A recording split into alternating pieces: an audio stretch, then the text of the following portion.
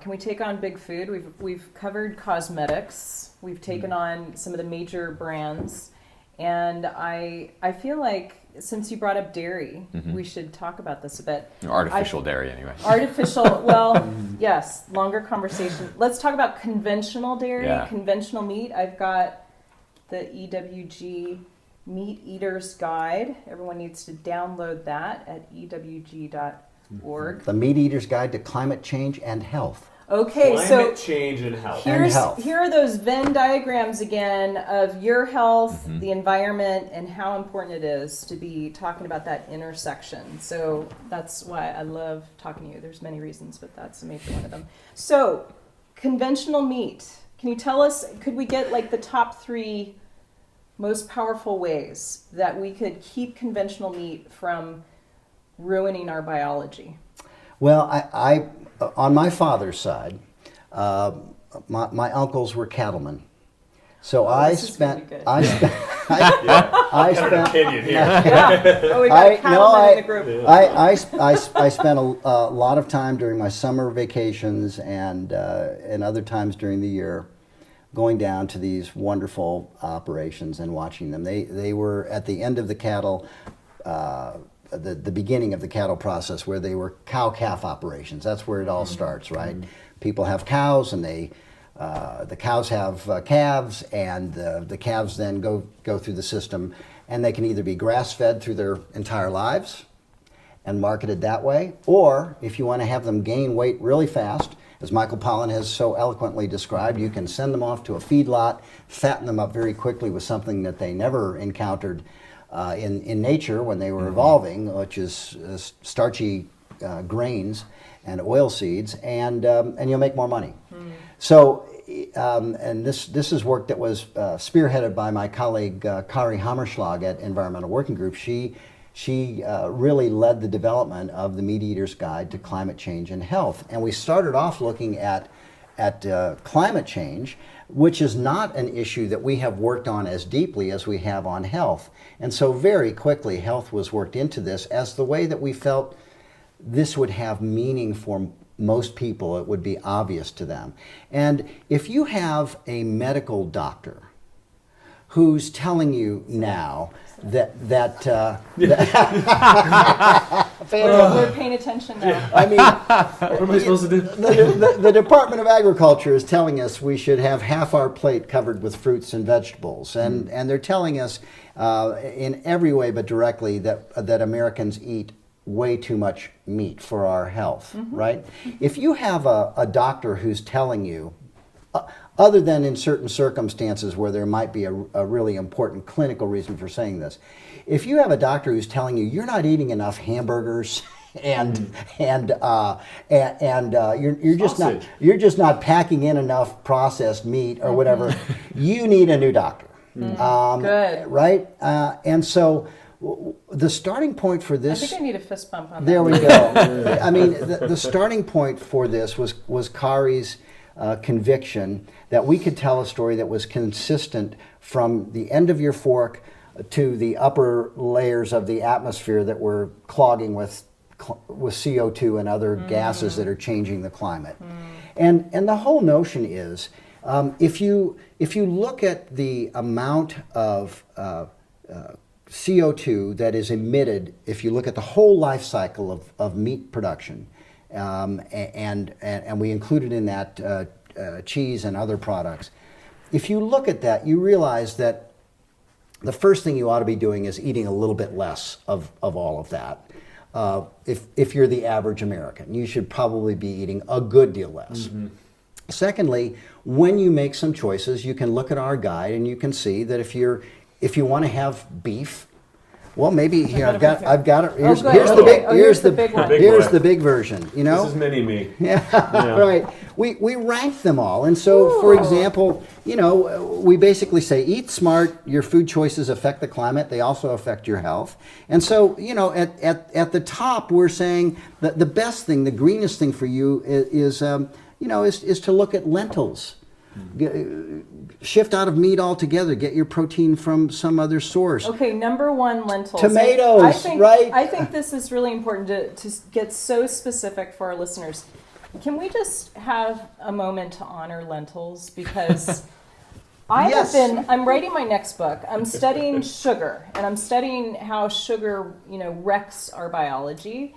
And lentils are one of the most powerful ways that you can feed protein to your body. What we're talking about is food as information. We're talking about this environmental connection to food, but food is information for every cell in your body, for the DNA in the trillions of cells that you have. And lentils, that's the best information you could feed your cells. So thank you. And we find down at the bottom, conventional beef, conventional cheese, all of these things, they're things you should be eating less of for health reasons. And if you did eat less of them, it would benefit the climate. We would have less CO2 in the atmosphere because so much goes into the production of beef, all of the energy that goes into it, all of the land use change. We're converting land from forest to pastures. The animals themselves are generating a lot of CO2, and so again, it's a win-win. We've sold this model of development to the whole world that if you're eating low on the food chain, if you're eating lots of fruits and vegetables and rice and whole grains, well, that's fine. But if you want to be a developed country, you should have a lot more, big old steaks, and you should have, corn-fed this and that. And by selling that message first to the American public and then to the whole world, we're really imperiling our planet more. And it's not to say you can't enjoy animal protein. I like to joke that I'm a vegetarian, but not every meal. I really do. I'm a paleo vegan. There you go. Yeah. There you go. And I have a good friend who is a vegetarian and raises cattle. It's crazy because there's this huge disconnect once again. There's that cliche, we are what we eat. Everyone knows it, they accept it, but yet we eat cattle that for their very short and miserable lives were treated such that they're getting as fat as possible, as quickly as possible, using all sorts of different, the wrong food that makes them very fat, all these chemicals that make them very, very fat, which could be, chemical-laden sawdust or cement or even things that are more ridiculous and horrible. And then we eat this stuff and we expect it, it's a steak. It's not a steak, And we were talking about this before. I wish that there were another word for some of this stuff, like the difference between a steak from a sick animal that was as fat as it possibly could be and as sick as it possibly could be without dying until it was slaughtered, and an animal that was raised responsibly, happily eating the diet that it was naturally built to eat. These are not the same thing at all. Right. And even if you, I think a great example of that, actually I just took a picture of this the other day and I'm going to spread it around social media, but it's when you take an egg from Walmart or those $1 for a dozen eggs and you put it next to the $5 a dozen eggs that you got at the farmer's market. We just did this. And actually we were looking at organic, cage-free, GMO-free eggs compared to farmer's market eggs. And the difference is striking. You can see it right there. And anyone, I encourage you to try this. It's a very cheap experiment. When you look at the yolk between those two things that are both called eggs and both can be sold as eggs and omelets at restaurants and all of that, they are fundamentally different. When you look at the yolk itself, in the farmer's market egg, it's almost like reddish. It's full of color, and it has a taste to it when you eat it. You can really put your finger on that delicious taste that you never really expected if you haven't had a farmer's market egg before. And then you look at this kind of this sad, pale, almost transparent yolk in these other eggs that are conventional. And that's another word that I take issue with that, because that's kind of submitting bowing to the fact that this unnatural way of living and treating animals in this world is something that's conventional. It's run of the mill. Yeah, and actually it's fairly new. Right. This was, I mean, my friend Gary Hirschberg likes to say that,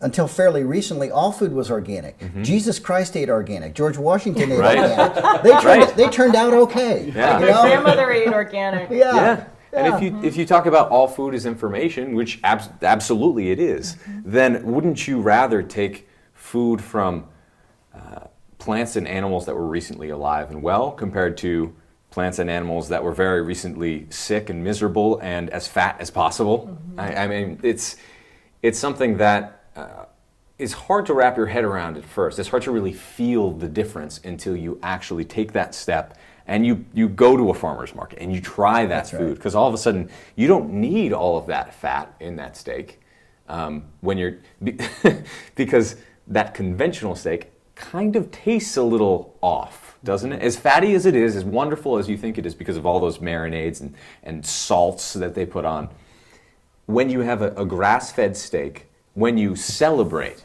and have a grass-fed steak, I should say, it's not, like 5 nights a week. It's like, this is an occasion. Yeah, that's right. This is an occasion. When you sit Top down... of the food chain, that's right. It should be rare and it should be celebrated. That's Exactly. right. Because you're concerned about climate change and you got to do your part. Yeah. Exactly. And your health, too. I mean, we're not meant to just shove meat down our gullets all day. And when you're talking about eating that steak, when it comes from a healthy animal, when you eat healthy plants as well, they taste good. All you need is like a little bit of rosemary or like a bit of Himalayan salt or whatever. You don't need all of this MSG and chemicals to try to artificially make it taste like something. So there's a fundamental difference in not only the way that your health changes when you eat this real food, but also in how easy it is to prepare, how delicious it is just naturally, because that's what it's supposed to be like. That's right. There's something we talked about in the last couple of days, and it's something that I think is important for you guys watching this, is I submit to you that I don't ask, and I don't think you guys would join me on this, is we're not asking you to believe what we're saying. There's a big difference between belief and experience. And if you were to take that one step and make a couple changes and experience how you feel when you take the poison out of your body. This is good. Yeah. This is good. Right? The experience of that speaks volumes. And then there's no leap of faith saying, well, I don't know if I believe in that. We're not asking for that. Yeah.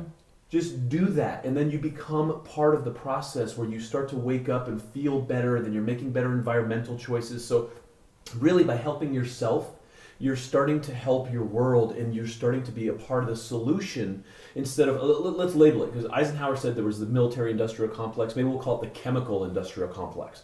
There's this complex of just like rampant cowboy chemistry with messaging that's designed to make you believe it's okay to call it the norm or conventional or these terms that we kind of take in as memes that we don't even realize are letting them kind of come in under the radar, right? Sure. And we need to call it out and say, look, this is it's poison, Yeah. right? Versus food, and we should change the messaging so people go, well, I wouldn't want to eat poison. Yeah. Let's rebrand it, right? Right. Reclaim it. Reclaim it, because Right. when you start to eat real food, you start to feel alive, and as you feel alive, you wake up, you step into this thing going, man, those guys aren't crazy at all. Oh my goodness. Yeah. Oh my goodness. Go Pedram. Go Pedram. Go Pedram. This is such a huge point. I feel like food is complicated. It's a lot like politics or religion.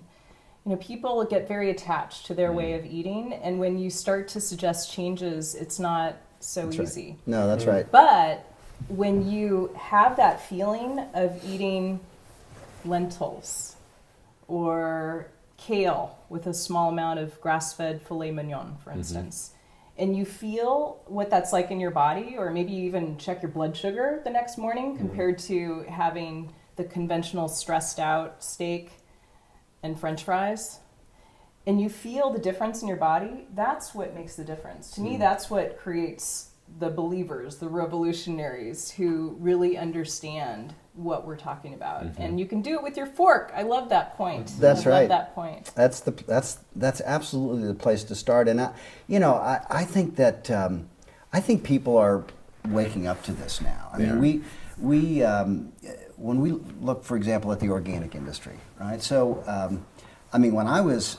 when I was younger, and you had to shop at a co-op, and it was the only place you could buy organic. Sometimes, loyal as I was, you would look at the food there, and you would wonder, was this food harvested or did it escape? It looked pretty. Right? Pretty battered, pretty like, I got out. Yeah. Right? And this, this is when the organic industry was tiny, and it was looked down upon, and it was seen as a hippie enterprise. So just in the past decade, we've seen the organic industry explode. It's now almost $35 billion industry in this country. Wow. It's approaching 3 to 4% of the food market. It's still a much smaller part of the agricultural landscape. Again, less than 1% of our cropland and the land we use to raise cattle on. So it's still small, and some segments of it are very, very small still, such as meat. We've seen more organic chickens available now. Produce, some categories, it's 15-20% of the market value of some produce items is now organic. Yeah. So things are really changing, and when you're voting with your dollars, you're sending a signal back to these suppliers, this whole chain. Make more of the organic stuff. There's somebody here with money, and that's right. That is how it works. Just make that, no, not that, no, that, and lo and behold, it will show up, and it will look better. It will, it'll taste better, and your people are still working. In fact, maybe more of them, because we're not substituting labor for spraying. We're not substituting management for chemicals. We're really engaging people, and adding to that, lower on the food chain, more farmers markets, more community-supported agriculture, CSAs, other ways of getting access to healthy, fresh, vibrant local food. You're helping to build a different economy. And you know what? People are noticing that in Washington now too. It used to be just a few years ago when you mentioned organic, even in the halls of Congress, it was seen as kind of an afterthought. Let's throw them a little money. And we still don't invest nearly enough money in it. Sure. We could have a much more robust organic agriculture if we invested in research the way we invest in genetically engineered crops and all these other crazy enterprises that big businesses have convinced Congress to invest in. But it's a different feeling now. It's taken more seriously. I mean, we have a company here in California, Amy's Kitchen, a wonderful company. Most of their food, all of it's vegetarian and a lot of it's vegan, and almost all of it's organic. They bought over 35 million pounds of organic tomatoes, mostly in California, in 1 year recently, just to supply their company. And they're in Costco, they're in some of these big stores now, and they're there with just saying it, right? We cook this food from scratch. It's all we cook big batches of it, but I've been to their plant, and they produce it in a way that really is your kitchen, except bigger. And they take care of their workers, and they're producing a quality product. And this can happen in our food system through it. We can have healthier, fresh food. Yes, absolutely. We can have healthier, fresh food. We can have healthier, processed food. I admit, I'm busy. Sometimes I don't cook from scratch for my 5-year-old. Have I? That's it. Is that? Yeah, no, I know. I know you. Yeah, right. Cut. Yeah. Right. Yeah. Right. And these are the companies I'm looking to, and local, more artisan style companies too, to say, we're reinventing the food system, and it's not that you have to spend your whole free time cooking. I think it's really important to cook, and I do cook, but there are other options out there too. Let's support those. And to me, that's a very exciting development just in the last decade. And in 10 years, we could really see the organic food system double again, or more. And we need it to. Okay, so we're laying down a challenge. Yeah. I think you just laid down a challenge. Let's double that organic percentage. So we're going to go from Buy it. They'll bring it from out back. They'll bring it in if you buy it. I love it. Yeah, I think we need a stretch goal, because the first thing is, if you're watching this and you understand what Ken's talking about here, You need to support the people that are doing the good work. Yes. So go to the companies that are sourcing organic produce, because what you're doing is you're putting more organic farming into practice. But I'd like to go into a stretch goal here, because we have Captain America over here. We have these powerhouses that are part of this movement that can help people see the way here. I mean, just like how we legislated for seat belts and just made that happen. Yeah. What Over can the we objections of the industry. Of course, Yeah. because the industry's going to kick and scream. Yeah. How can we do something where we start subsidizing with our tax dollars organic produce on a local level and change the way we fundamentally deal with the school system, with the food, with the entire food shed? What do we need to do? How can we help EWG drive this, and how can we here? I'll start with what do we do? Yeah. That's such a good question. Can you answer it? Yeah. Just maybe just pull out that way. So what can we do to help the EWG drive the consumers and the people who are watching this that go, yeah. What do I do? How can I help? How can we have this really powerful moment where we drive this into legislation and make it happen? Because enough's enough, you guys. I'm sick and tired of this nonsense. Me too. Right? Me too. I mean, we give this example that not too many years ago, there was one cotton farm that received as much money in that year as we spent on all of the research for organic agriculture for the whole country. Wow. One farm. So completely out of whack with what we really should be doing to lift all of our boats, the environment and our health. And to say nothing of these farmers out there that really all they're asking for is help us learn natural ways to control pests, help us figure out ways to raise animals economically without adding all these chemicals to them. That's all they're asking, and they need our help to try and figure it out, because they can't fund the research themselves. We should be doing it. It'll benefit us enormously. So I think one step is let's make sure that Congress knows that organic is not a fad. I can tell you,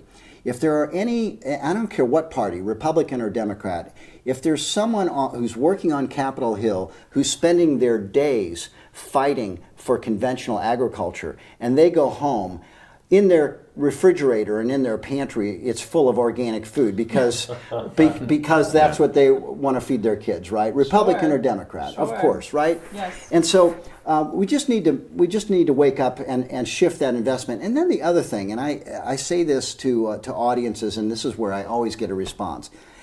School lunch drives parents crazy that the food is so far out of where they would like it to be for the health of their kids.